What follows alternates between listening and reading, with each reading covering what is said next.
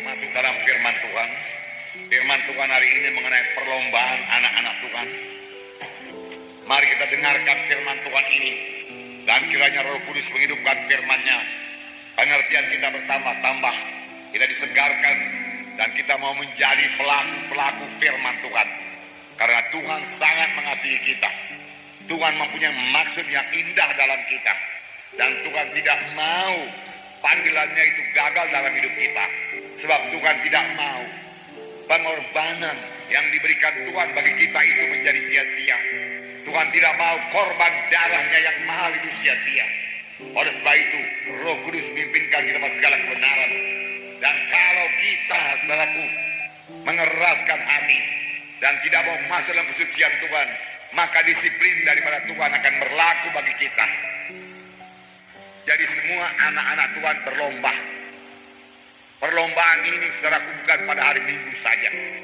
Perlombaan ini setiap hari dan sepanjang umur kita sesudah kita diselamatkan oleh Tuhan. Perlombaan ini membawa damai kepada kita. Semua kita harus berlomba.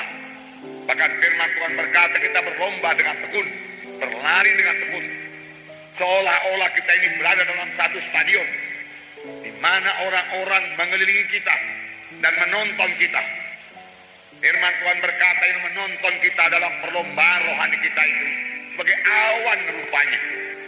Siapakah mereka ini? Mereka ini tidak lain daripada hamba-hamba Tuhan, pelayan-pelayan Tuhan, nabi-nabi Tuhan, alat-alat Tuhan yang telah lebih dahulu dipanggil Tuhan. Mereka juga telah melaksanakan perlombaan mereka dengan baik. Mereka telah berlari dengan baik, dengan tekun. Mereka telah menyangkal diri mereka. Mereka telah mengerjakan pelayanan yang disampaikan Tuhan kepada mereka. Dan mereka telah menang. Mereka berharap supaya kita juga menang. Mereka berharap supaya semua anak-anak Tuhan menang. Menang dalam perlombaan ini. Menang dalam perlombaan ini. Perlombaan maksudnya di sini, bukan lomba lari. Ini hanya gambaran. Menunjukkan kepada kita bagaimana sebenarnya berlomba itu. Berlomba. Yaitu bersungguh-sungguh berlari. Berlari untuk apa? Berlari untuk bertumbuh dalam Tuhan. Bertumbuh dalam Tuhan. Menjadi orang-orang rohani. Saya yakin Paulus telah menang. Dalam suratnya Paulus berkata, aku telah menyelesaikan pertandingan dengan baik. Dan akhirnya mahkota kemuliaan telah tersedia bagiku. Dan bukan hanya bagiku saja, tapi bagi setiap orang yang sangat merindukan kedatangan Tuhan Yesus kedua kali.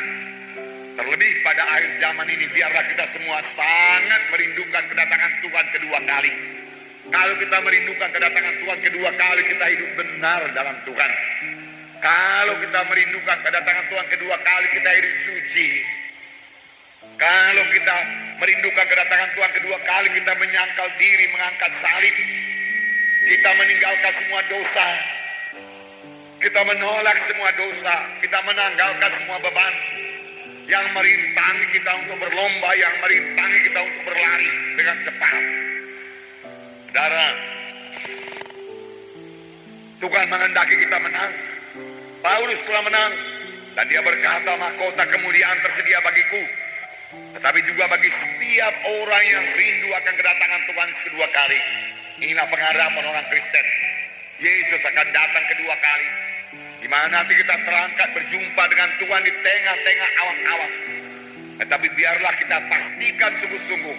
Kalau Tuhan Yesus datang kedua kali, kita ikut terangkat dan bertemu dengan Tuhan di awan-awan. Ini hanya bisa terjadi kalau kita hidup benar, hidup suci dalam Roh Kudus. Menolak semua dosa dan berlomba dan bertumbuh dalam Tuhan. Tuhan menghendaki anak-anaknya bertumbuh. Pada waktu kita lahir baru, kita bayi-bayi rohani. Tetapi Tuhan tidak menghendaki bayi-bayi rohani, tetap bayi-bayi rohani. Oleh sebab itu firman Tuhan berkata, sesudah kamu berdamai di sini, rindulah, makanlah, minumlah susu yang sejati. Yaitu firman Tuhan yang murni, sejati. Tidak dicampur dengan pendapat manusia, falsafah dunia ini. Yang olehnya kamu bertumbuh dengan baik, menjadi dewasa. Menjadi dewasa. Nah, Apa kita perbuat supaya menang? Firman Tuhan tadi mengatakan, tanggalkan semua beban yang merintangi kita. Pertama, tanggalkan beban. Kemudian tanggalkan dosa. Rupanya beban dan dosa ini dibedakan. Nggak sama. Kenapa beban duluan dituliskan baru dosa? Tanggalkan semua beban dan dosa yang begitu merintangi kita. Seorang pelari lomba, saudaraku, dia mau memakai pakaian yang seringan-ringannya, sepatu yang seringan-ringannya. Dia akan tidak pernah mau membawa beban 1 kilo untuk berlari supaya menang. Tidak. Dia tidak mau bawa beban. Firman Tuhan juga berkata, tanggalkan beban. Sepatu seringan-ringannya. Nah, beban. Nah, sekarang beban itu apa sih? Beban dalam perumpamaan itu apa? Apa besi sekilo? Bukan. Saudaraku, buangkan semua beban. Pakaian seringan-ringannya. Dan fit pakaian itu. Ya, yang layaklah pakaian itu. Jangan pula kita berlari, saudaraku, pakai sarung. Saudaraku, kelepak. Nggak bisa menang, saudara. Ya, dari berlari dengan seringan-ringannya. Ya, apakah beban rohani anak-anak Tuhan yang menghalangi dia berlomba? Satu, hidup yang tidak teratur. Bangunnya suka hati, tidurnya suka hati. Jam berdoanya suka hatinya, kadang-kadang berdoa, kadang-kadang nggak berdoa. Ini hidup rohani yang tidak teratur. Rasanya dia bisa santai dengan begitu, tetapi rohaninya nggak santai, nggak damai. Mari disiplin diri kita, amin. Jadi hidup dengan teratur, ya, hidup, ya, dengan teratur, saudaraku, ya. Miliki penyangkalan diri. Siapa mau mengikut aku, firman Tuhan berkata, dia harus menyangkal dirinya. Sebenarnya tubuh ini mau tidur, tapi Roh Kudus berkata mau berdoa.